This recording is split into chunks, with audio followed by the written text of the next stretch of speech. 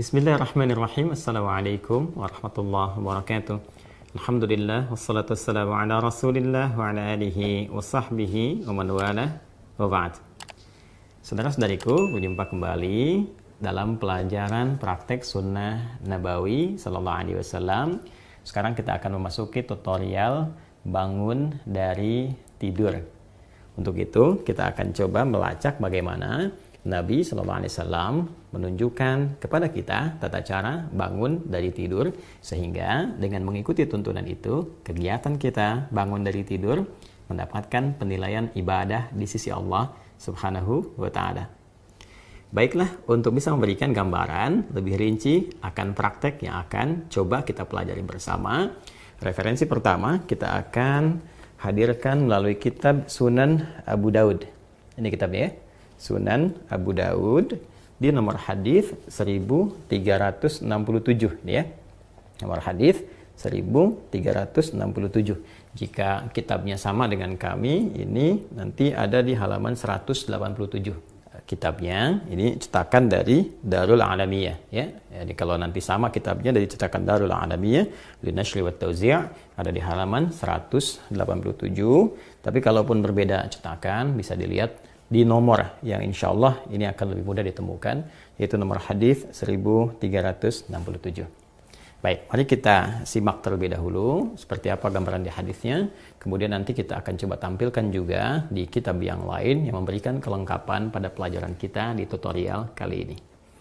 Bismillahirrahmanirrahim. Qala haddatsana al-Qa'nabi an Malik an Makhramah ابن سليمان عن كريب مولى ابن عباس رضي الله تعالى عنهما أن عبد الله بن عباس رضي الله تعالى عنهما أخبره أنه بات عند ميمونة زوج النبي صلى الله عليه وسلم وهي خالته قال. Baik, saya terjemahkan sebentar. Ini disampaikan oleh Imam Abu Daud menyampaikan kepada kami Al-Qa'nabi dari Malik dari Makhramah bin Sulaiman dari Quraib. Ini adalah asisten dari Ibnu Abbas radhiyallahu taala anhuma, menyampaikan bahwa Ibnu Abbas radhiyallahu taala anhuma pernah menyampaikan kepada Quraib, asisten beliau, bahwa satu waktu beliau pernah menginap ya di rumah bibinya Sayyidah Maimunah, istri Nabi sallallahu alaihi wasallam, ibunda kita semua, Ummul Mukminin, wa hiya khalatuhu, sedangkan Sayyidah Maimunah itu bibi beliau. Kemudian qala, maka Ibnu Abbas radhiyallahu taala anhu mengabarkan bagaimana suasana saat beliau menginap di sana. Fattaja'tu fi ardi al-wisadati wa taja'a Rasulullah sallallahu alaihi wasallam wa ahluhu fi tuliha. Fanama Rasulullah sallallahu alaihi wasallam hatta idza intasafa al-lailu aw qablahu biqalilin aw ba'dahu biqalil istayqadha Rasulullah sallallahu alaihi wasallam. Nah, titik ini yang paling penting untuk kita bahas. Kata beliau, aku tidur di sisi satu bantal, sedangkan Nabi dan keluarganya di sisi bantal yang lain, sampai kemudian ketika waktu menunjukkan pertengahan malam, atau lebih sedikit, kurang lebih kata beliau pertengahan malam, ya qablahu wa ba'dahu biqalil, kurang lebih pertengahan malam, maka Nabi sallallahu alaihi wasallam bangun dari tidur beliau. Nah, ini menunjukkan bagaimana rutinitas kehidupan Nabi Sallallahu Alaihi Wasallam yang bangun di pertengahan malam. Nanti satu waktu kita akan bahas tentang bagaimana kebiasaan Nabi memanfaatkan waktu malamnya di sisi yang lain. Saat ini kita akan bahas tentang cara bangunnya dulu. Karena itu kita fokus bagaimana Rasulullah Sallallahu Alaihi Wasallam bangun dalam tidurnya. Setelah beliau tidur seperti apa bangunnya. Baik, mari kita lihat. 1. Fajalasa yamsahun nauma an wajhihi biyadihi.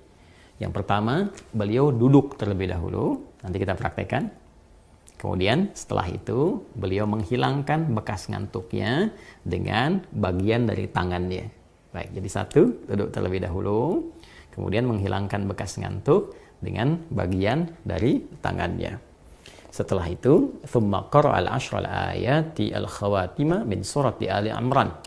Kemudian beliau melanjutkan dengan membaca 10 ayat penutup di surah Ali Imran.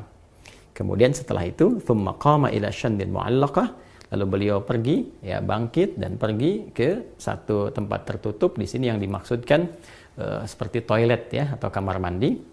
Fatawadda'a minha fa ahsana wudu'ahu thumma qama yusalli.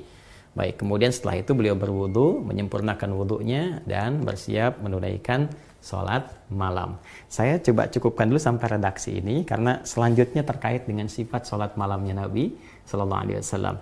Ini terkait dulu dengan tata cara bangun tidurnya Nabi Sallallahu Alaihi Wasallam. Jadi yang pertama, kalau kita tutup dari kitab yang pertama di Sunan Abu Daud, nomor hadis 1367, maka saat bangun dari tidur yang dilakukan oleh Rasulullah Sallallahu Alaihi Wasallam, pertama duduk terlebih dahulu. Ya, jadi kalau kita praktekkan misalnya teman-teman sekalian, ini saya pindahkan dulu kitabnya karena ini nanti hal juga yang melengkapi dari pembahasan kita. Bismillah. Ini saya mudahkan dulu ya. Nah ini kalau kita misalnya ambil posisi tidurnya seperti ini. Nah ya. Nah, kemudian setelah itu bangun. Nah, tentunya ini boleh jadi ketiduran ya. Peci dengan kacamata. Tapi di luar yang normal kan peci kacamata itu terlepas ya.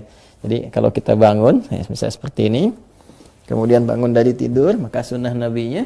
Nah ini duduk terlebih dahulu. Ya duduk dulu. Nah menenangkan diri dulu. Ya jadi duduk ini bisa mengondisikan keadaan kita tenang terlebih dahulu. Aliran darah berlangsung dengan baik. Kemudian juga ya perasaan yang mungkin juga agak sempoyongan, belum stabil, ya kan? Kita stabilkan terlebih dahulu.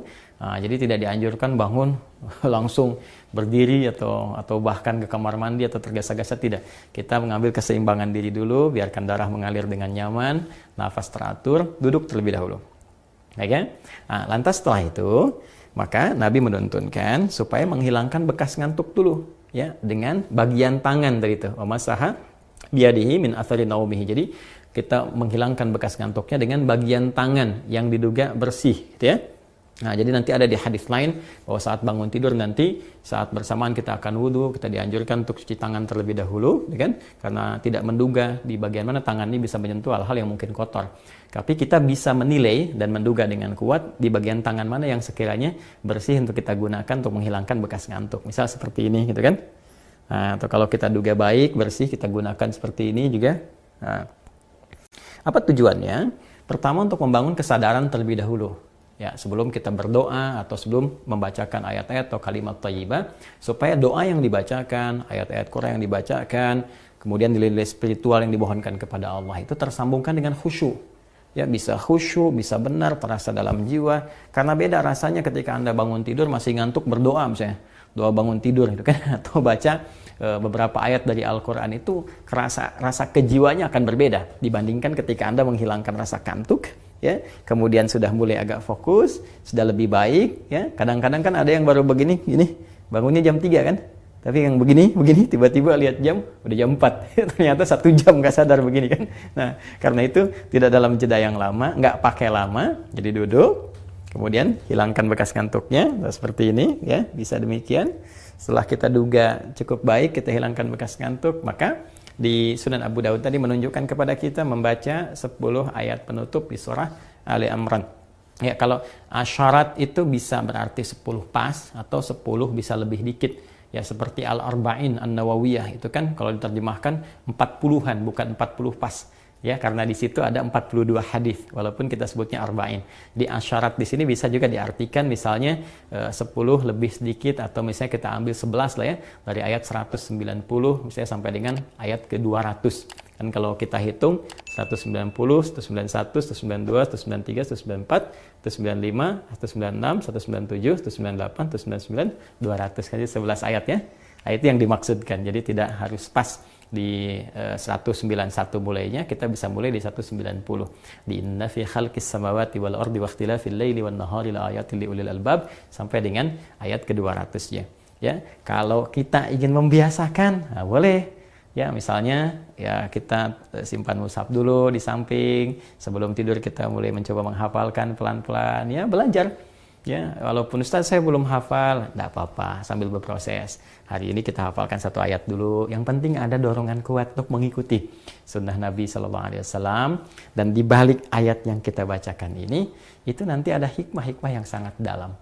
Bagaimana aktivitas kita setelah bangun dibimbing oleh Allah, sehingga semua jadi ibadah, memandang semua apa yang kita kerjakan, baik di langit, di bumi, semua ciptaan Allah itu, mendekatkan diri kita kepada Allah, bukan sekedar berputar-putar bekerja. Berangkat gelap, pulang gelap, tapi Allah akan bimbing kita bagaimana menjadi pribadi yang ulul albab yang sesungguhnya, bisa mendapati esensi dalam kehidupan. Nanti ayatnya luas sekali dalam kajian tafsir, kita bisa uraikan.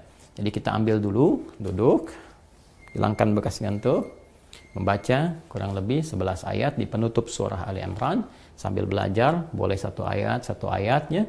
Kalau belum misalnya menghafal ya bertahap kita lakukan.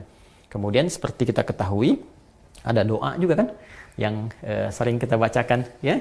Masih ingat kan doanya? Alhamdulillahilladzi ahyana ba'dama amatana wa ilaihin nusyur. Nah, itu doanya ada di kitab Sahih Al-Bukhari. Nah, ini ya. Kita ada kitabnya juga, Sahih Al-Bukhari, di nomor hadis 7394. Ya, kita lihat paling kanan sebelah bawah, 7394. Jadi kalau nomornya insya Allah teman-teman sekalian sama. Jadi kalaupun ada perbedaan misalnya di cetakan kitab, ini yang punya saya masih sama, Darul Adawiyah li Nashr wa Tauzi' di halaman 1076. Ya, saya pakai kacamata sebentar ya, biar lebih jelas. Ya, nih, halaman 1076, nih ya. Nah, kemudian nomor hadisnya 7394 seperti saya sampaikan tadi, ya. Nah, saya bacakan, qala haddatsana Muslim, haddatsana Syu'bah an Abdul Malik an Rib'i an Hudzaifah radhiyallahu ta'ala anhu, qala kana an-nabiy sallallahu alaihi wasallam idza awa ila firashihi qala Allahumma bismika ahya wa amut. Wa idza asbah qala alhamdulillahilladzi ahyana ba'dama amatana wa ilaihin nusyur. Disampaikan oleh sahabat Hudzaifah radhiyallahu taala anhu, beliau menyampaikan adalah kebiasaan Rasulullah sallallahu alaihi wasallam jika beliau menuju tempat tidurnya ya untuk tidur, maka beliau berdoa kepada Allah, Allahumma bismika ahya wa amut. Ya Allah, kan aku dengan menyebut namamu aku menyerahkan sepenuhnya kepadamu untuk aku hidup dan juga bila pun aku wafat kembali kepadamu. Kemudian wa idza asbah, jika beliau bangun dari tidurnya maka beliau berkata dengan bermohon pada Allah Subhanahu wa taala, alhamdulillahilladzi ahyana ba'dama amatana wa ilaihin nusyur. Segala puji bagi Allah Subhanahu wa taala yang telah menghidupkan kami, ya, menghidupkan kita semua setelah Allah Subhanahu wa taala mewafatkan sementara waktu. Bisa Allah mematikan dalam tidur tadi tapi memberi kesempatan hidup sesuai dengan ajal, wa ilaihin nusyur, dan kita semua pasti akan kembali kepada Allah Subhanahu wa taala. Nah, kalau kita gabungkan ya di hadis Al-Bukhari ini dengan di hadis yang Sunan Abi Daud, kita akan temukan satu perpaduan yang sangat indah, bahwa bangun dari tidur, kalau kita satukan ya, bisa duduk terlebih dahulu, hilangkan bekas ngantuknya, ya kan? Setelah itu membaca kurang lebih 11 ayat penutup surah Ali Imran, baru kita bacakan doa bangun tidur tadi. Alhamdulillahilladzi ahyana ba'dama amatana wa ilaihin nusyur. Dan ingat, setelah membaca doa tadi kita berkomitmen kepada Allah. Ya Allah, terima kasih, kalau bahasa bebasnya ya. Ya Allah, terima kasih telah memberikan kepadaku kesempatan kembali untuk beraktivitas. Ya, bisa saja Engkau wafatkan aku dalam tidur tadi. Engkau berikan aku kesempatan kembali untuk beraktivitas sesuai dengan ajalku. Wa ilaihin nusyur, maka aku berkomitmen. Berikan aku kesempatan untuk beraktivitas, menyebar, dan aku berjanji mencari bekal terbaik sebagai persiapan kembali kepada Allah Subhanahu wa taala. Karena nusyur itu artinya berpencar untuk kembali ke asal. Jadi kita komitmen setiap bangun tidur, hari ini aku akan beraktivitas, ya, aku akan menjelajah kehidupan di muka bumi, dimanapun aku bekerja, aku niatkan mencari bekal. Nah, supaya saat kapanpun kembali kepadamu, ya Allah, bekalku telah siap, lebih baik daripada hari-hari sebelumnya. Karena itulah di riwayat-riwayat yang masyhur, Nabi sebelum tidur itu mengevaluasi diri, beristighfar. Kalau bahasa kita kan mengecek, ya, apa yang kurang yang sebelumnya, ini petunjuk kepada kita. Yang kurang sebelumnya kita coba sempurnakan, yang salah-salah kita istighfari, sehingga saat bangun kita sudah punya program kegiatan yang akan kita sempurnakan dari masa-masa sebelumnya yang telah kita lalui. Setelah itu, apa yang dilakukan Nabi, apa yang dicontohkan Nabi, ikuti terus dalam program tutorial Sunnah Nabawi Sallallahu Alaihi Wasallam. Adi Hidayat, Assalamualaikum warahmatullahi wabarakatuh.